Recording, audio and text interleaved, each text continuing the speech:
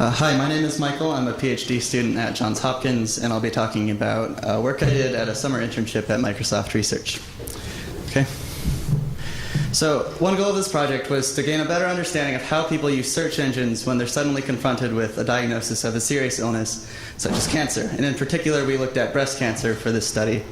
And a broader and I think more interesting research question that we asked ourselves is, what else can we learn about these users based on their search activity? And I think that this data can give us unique insights into what people in this situation are thinking and how they're responding to these disruptions in their lives. So to investigate these questions, we looked at the search engine logs at Microsoft. So this is 18 months of search history. These are anonymized logs from users who consented to share their data.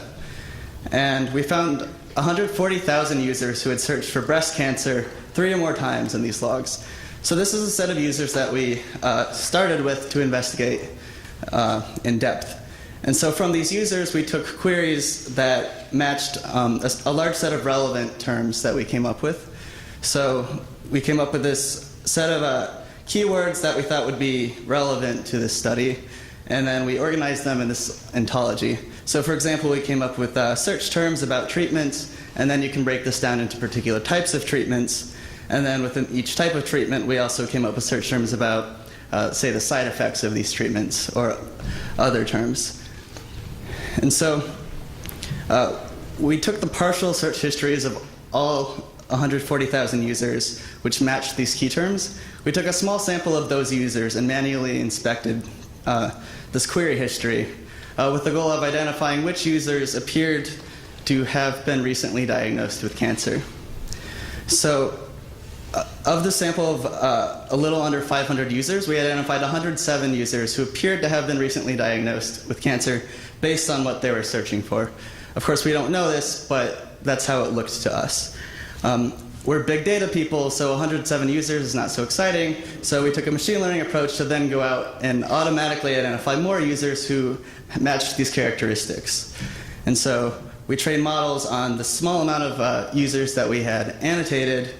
And we did some experiments and found that we were able to get really good performance and create a high-precision classifier that could then identify over 2,000 users who appeared to have been diagnosed with cancer in these 18 months. And you can increase that 2,000 to something larger if you're willing to tolerate more false positives. So in addition to knowing whether someone had been diagnosed, we also wanted to know when they had been diagnosed. So again, we manually looked at these 107 users and identified the day that it appeared that the user had learned that they had cancer. And again, we trained a classifier to automatically do this for the other users. It's pretty accurate. It can get most of them within 7 days, and you can increase these numbers further if you're willing to throw out the ones where you're less confident. And so now that we know the day of diagnosis for these users, we then have this common point around which we can align all of the search histories from these thousands of users, and then we can analyze in aggregate what these people have searched for over time with respect to the day of diagnosis. And so I'll show you this figure that shows the proportion of the user's queries which were about medical information versus anything else. So the blue here is the proportion of queries that were for medical information. The gray is everything else.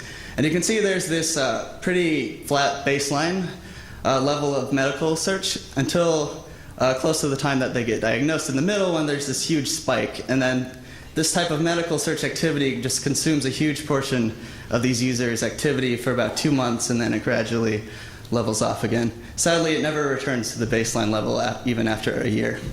We can make similar figures for more specific information. So this is showing the proportion of queries that contained key terms in different categories for that ontology that I mentioned.